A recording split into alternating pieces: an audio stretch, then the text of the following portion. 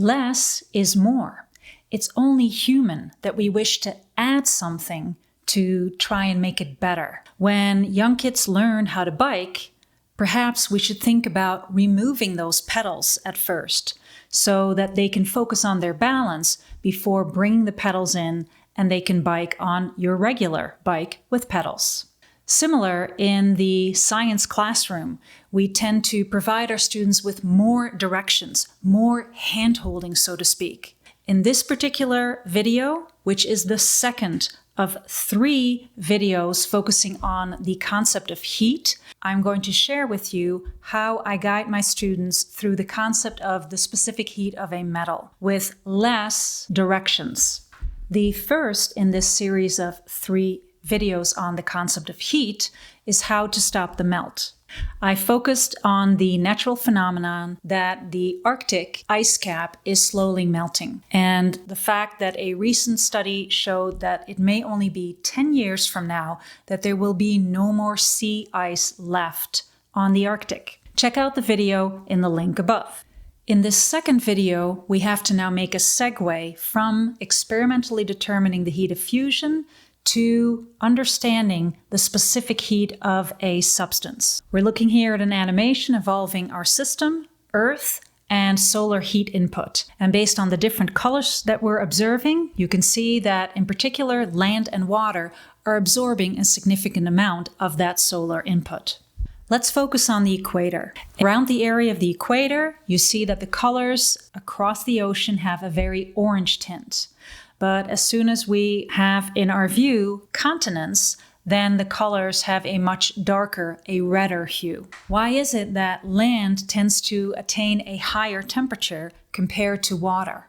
Obviously, there's a difference in land mass compared to the mass of all the water. But in this particular lab, we are going to focus on the specific heat, which is certainly different for land compared to water. Water is excellent at absorbing heat. Why? It's got a high heat capacity, a high specific heat. Water has good thermal conductivity, and the hydrogen bonds that connect the water molecules are strong. This GIF animation shows you how the land around the city of Los Angeles is significantly heating up throughout the day. We're looking at various days, various time points. And those portions of the land around the city of LA that particularly get very hot are clearly the areas that have a lot of paving and roofing. The natural surfaces don't tend to heat up quite as much. All right, so we've introduced the phenomenon of heat, whether it's the melting of our ice caps for the heat of fusion lab, and then making a segue into land versus water, where land heats up more quickly than water, to further increase students' understanding of the various formulas that are part of the heat concept. We're going to focus on a lab that enables students to determine the specific heat of a metal. So we're starting off here with the copper metal. Several pieces are present in this beaker of boiling water. There are some silicone pieces at the bottom to prevent me, the clumsy teacher, from dropping the metal right onto the glass beaker and cracking it. I've done it several times. How can we use this setup to determine the specific heat of metal? This video, again, is about less is more. So I'm not going to give them a handout like this with a full background, with a complete explanation of everything. I want my students to do the thinking. I'm certainly not going to give them a cookie-cut set of directions, step 1, step 2, step 3. I want them to think about what to do. In this second heat lab, I will give them a data table because I'm slowly weaning them away from providing them with everything, but they will have to figure out which of their measurements should go in what formula. So my specific heat of a metal lab does show you the purpose. The purpose is important. And then I provide them with a picture of the materials so that they can think about how they would use those materials to determine the specific heat of copper. There are no steps that tells them how to do this lab, so they can watch the video to see the starting point of where the copper is and then figure out, perhaps in groups, how should they carry out the procedure. Shh, don't tell my students. Obviously, this video shows you these steps because I'm showing you here the key. But I constructed these steps together with my students when I did this lab last semester. All right, I am being honest here. I am in this particular case still giving them a table. The data table does give them some excellent hints as to what measurements they will have to take in order to determine the specific heat of copper. And once they've come up with their steps, we can certainly go over it as a class before they delve right into it. Here you see the copper piece and the calorimeter setup. Since this lab is all about determining the specific heat of copper, I view the copper as our system, whereas the water inside the calorimeter, that's the surroundings. And since we all know about the law of conservation of mass and energy, the heat of the system, the copper, and the heat of the surroundings, well, no energy should be lost from that. So they should add up to 0.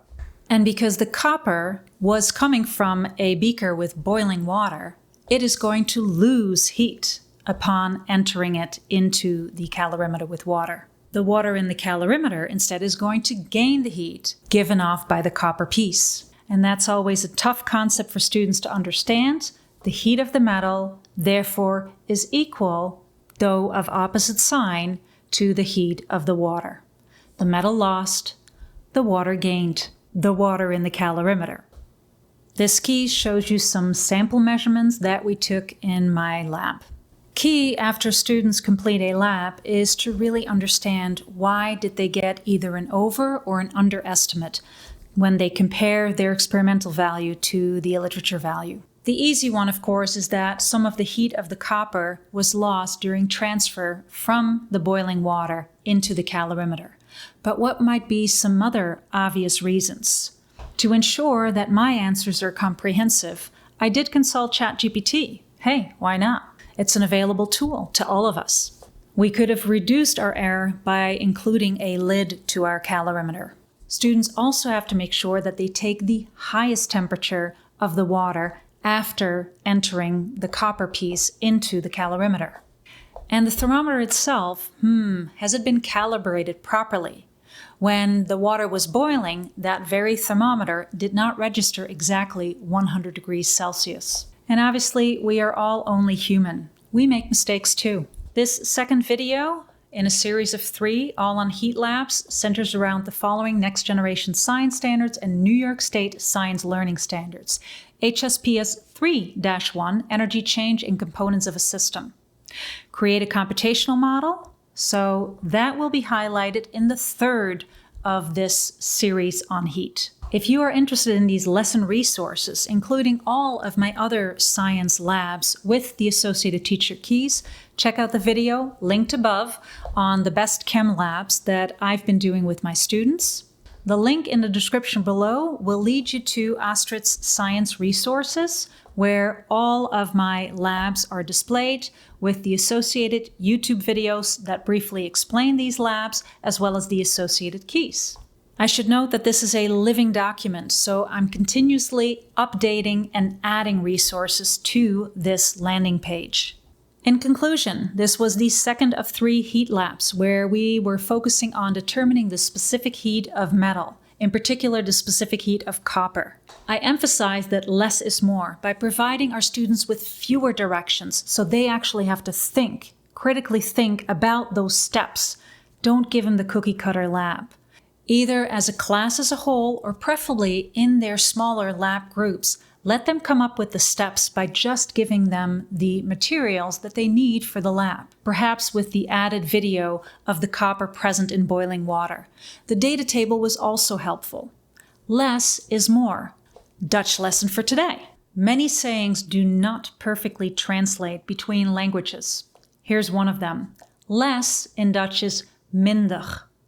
Is, drum roll, is.